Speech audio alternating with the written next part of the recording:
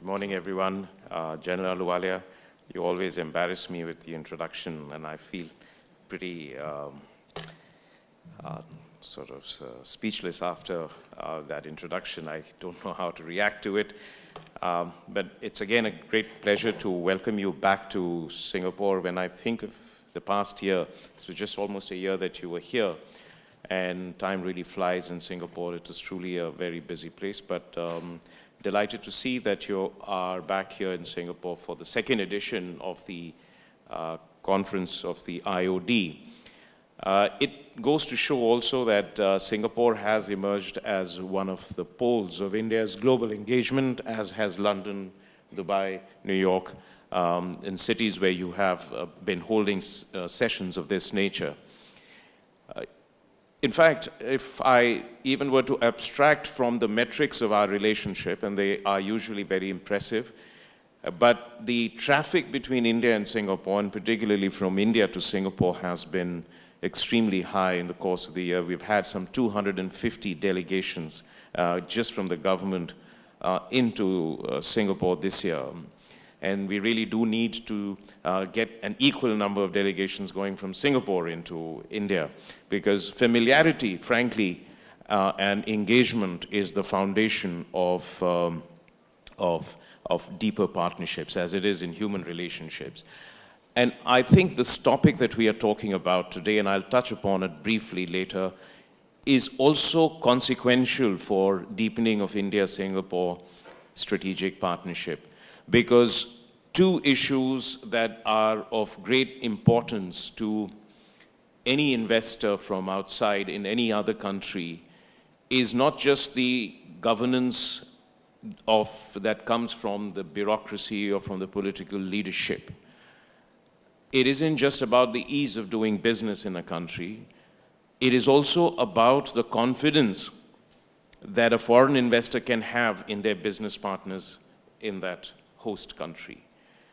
And unless there is that level of confidence, no amount of efforts by the government in terms of making it easy for people to do business in a country is going to bear the kind of fruit that we would like to see. So I think you're holding this conference here to discuss corporate ethics and risk management, both in the Indian context and the global context, is particularly important, not just for the corporate directors who are here and for the Indians who are here, but also because I think it can be a source or an instrument of increasing mutual confidence in doing business with each other at the corporate level. And the topic is particularly relevant in the global context. I think it is a truism now to speak about the risks inherent in the world today. There are, of course, geopolitical changes of the kind that happens very rarely in human history. It is accompanied by a kind of changing character of the global economy that is generating its own tensions and disputes. It is leading to erection of new barriers in hitherto open markets, backlash in some places against open and free trade. It is also leading to now new thinking on movement of capital and movement of technology, which is in fact sometimes far more significant in terms of the process of globalization than just the movement of goods and services. It is also going to lead, and I think, to certain barriers emerging on the movement of people, not just professionals, but also in terms of movements of scientists and movements of technologists, because there is a concept of deemed technology exports, which is that technology which is embodied in human beings who acquire that knowledge and move it across the borders. So we're looking at a time when we were thinking that globalization and global flows are going to be the norm. There is going to be a big change in it. It's happened at other points in history too. It happened after the last wave of globalization in the 19th century, when we saw the tragic consequences of the wars of First and the Second World War. So there is also the disruption that we are all familiar with. Now, disruption is not something that happens, and this is again a topic of great importance to governance, corporate governance, by one breakthrough technology alone. Technologies are fairly neutral. What happens by way of disruption is how people use that technology, and it is more a function of innovation on that technology, but even more on business models that lead to disruptions. And therefore, we are experiencing a period of great risk. We are also experiencing climate change that is leading to great consequences in terms of natural disasters, and it's causing a lot of, in a sense, invisible changes which are going to be affecting bottom lines, but will call also for great responses from corporates as it does from governments and civil society. Now, in all these changes, there is, of course, the question of the speed and scale of these changes that are taking place. And because the earlier industrial revolutions were more driven by technology embodied in products, and the first one took 200 years, the second one 100 years, the third one took 30 years, and the fourth one is now happening at a much faster rate. And because the change now is that it is driven more by connectivity and data than by products and technology embedded in those products. So we are going to experience a far higher level of change in this world. But it is also important to think of ethics and where we are at this point of time. And when we think of the last year or two, think of what we have experienced in India. And I think it should be it'd be fair to speak with some degree of candor. We have just seen the challenges of shadow banking in India with the problems that IL&FS is facing. We've seen incidents like, the PNB case. We also have now the response to the Insolvency and Bankruptcy Code, and we've seen how corporates are now beginning to, in response to the national company law tribunals, being far more forthcoming in honoring their responsibilities with regard to financial obligations they have towards banks. But we also see companies that are facing protests from farmers. There are companies that are facing protests from civil society because of certain effluents being discharged into rivers.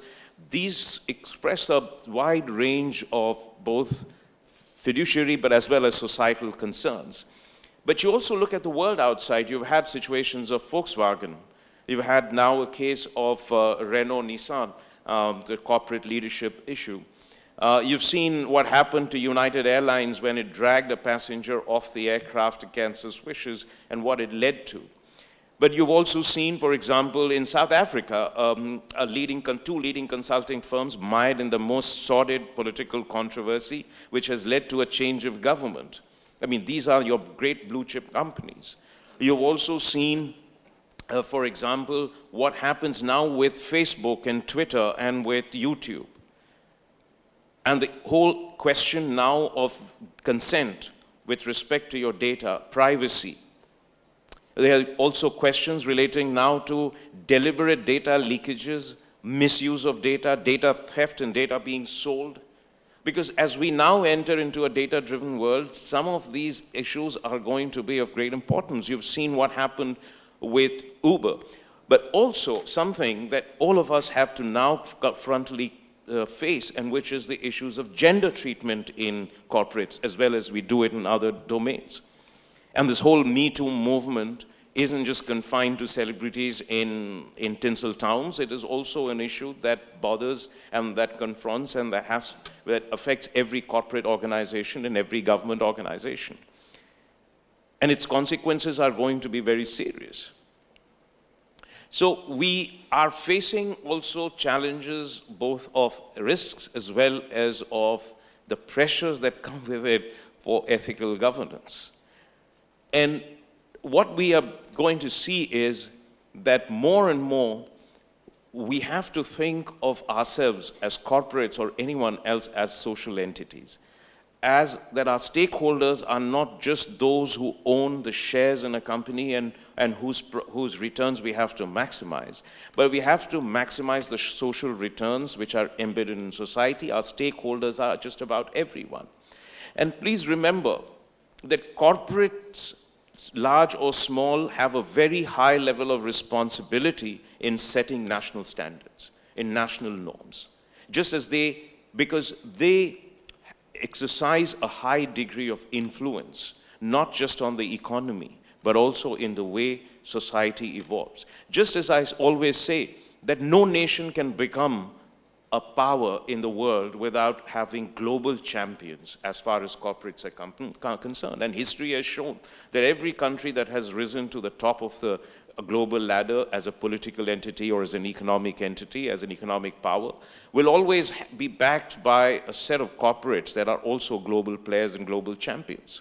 You've seen that with the UK, you've seen that with France, you've seen that with the United States, you saw that with Japan, and you're seeing that with China. So the responsibility in terms of standard setting is very, very high. And you will see that when the corporates are unable to fulfill that responsibility, or when they fulfill that responsibility, they acquire an enormous brand value which is beyond the visible and the tangible. And there are Indian companies, and there are companies like Tata that have acquired that kind of status. They acquire loyalty, and they acquire a valuation which is way beyond what their bottom line might show. Conversely, you've seen valuations decline at an absolutely, with the force of gravity, when companies are engaged or are found to be involved in practices that have negative social consequences or negative environmental consequences. So when you think of corporate leadership, you also in India or as anywhere else, you have to think how it aligns itself with national objectives. In the context of India or anywhere else, environmental sustainability has to be an absolute minimum critical requirement for any corporate.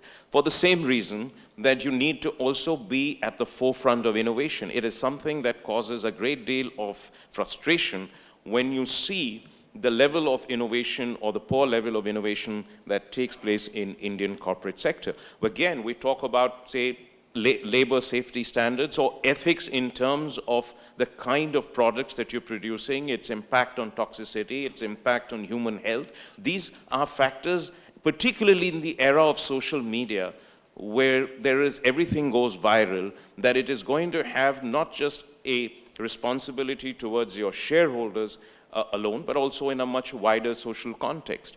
So this is a time for us to really evaluate how do our objectives as corporates also align with our national and social concerns and objectives. When there is a convergence of that, we will see a sustained growth in an organization. But the risk and ethics are sometimes the same, two sides of the same coin. And it isn't just about creating a set of rules that require compliance. And you say, okay, I've checked the box, I've filed the following reports. Because that actually can lead to a bureaucratization of organizations and a stifling of a spirit of innovation. What you need, instead of just compliance, to create a culture of innovation, of trust, of mutual confidence, of the willingness to be transparent with everything. Because when you are able to see the two kinds of risks, and you're able to see the two kinds of trends, one is organized within the organization itself, and the second is the environmental, which is the trends relating to demography, trends relating to governance, trends relating to regulations and norms, international developments, trends relating to in financial world, trends in the environmental sector, in the technological sector. And that requires a level of candor to say that, am I actually doing the things that I need to be doing? That kind of an organizational culture is important, not just in corporates, but also in governments. It is that, are you simply hiding behind a picture of projecting something that isn't actually the reality? And do you foster a culture in the organization that people can come up and tell you at the leadership level, yes, this is where I think we are going wrong? And is it your obligation to also inform your shareholders and stakeholders that this is actually the risk that we are facing, but these are the corrective steps that we are taking? Or wait for the house to crumble before you come out and tell the world? Who's the beneficiary in that process? Nobody. But that cannot happen without the organization itself being open and transparent about itself, and therefore. And when it is so, it must also create a culture of fostering innovation, which means that every day everyone should be asking, can I do this better or differently? Or can I do something new and something different? And when the person has the confidence that I can take that risk and there's likelihood of failure for which I won't be penalized, but I'll be lauded for actually having tried something and the outcome really was a result of so many different factors, that's when the organizations are going to thrive. And the challenge is really for the big organizations, because big organizations are the ones which suffer from this challenge, because every success carries within itself the seeds of its failure. Why do I say this? Because if you get used to doing something successfully, you believe that's how it's going to be in the future as well. And this is true of governments, this is true of nations, this is true of corporates, this is true of NGOs also. Every government, whether it is our government, Singapore government, has to constantly re-evaluate its future. It is much harder to do so in big organizations than in startups, because startups have no legacy and big companies do have. So what is the role therefore, in this situation of boards? And what I would say is that, first of all, I think it is extremely important for top leadership and for boards that are appointed to be able to take more than just a passing interest in what happens with corporates. They must have both domain awareness and domain knowledge, but also a clear commitment to hold corporates accountable. Some of the biggest ethical issues arise because there hasn't been due diligence at the appropriate level. It isn't just a question of due diligence at the ladders of the corporates, but also how the top management is accountable to the board and therefore to the stakeholders. And it is particularly important for board to ask questions not just on compliance and on whether they are being ethical, but also to force companies to talk about their risks, not just about the wonderful things they are doing. To talk about how they're preparing their leadership for the future. To talk about how they're preparing for the challenges that lie 10 years ahead.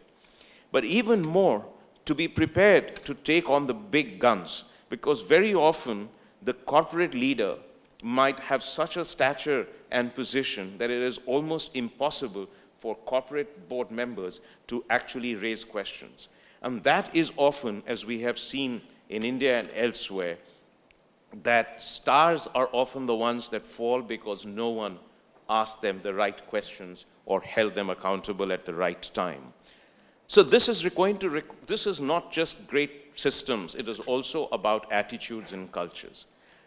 And for success as an industry, as an economy, corporate governance is, believe me, to me, as important, in fact, sometimes more than what governments do by way of policies and regulations, or what they do in terms of building infrastructure.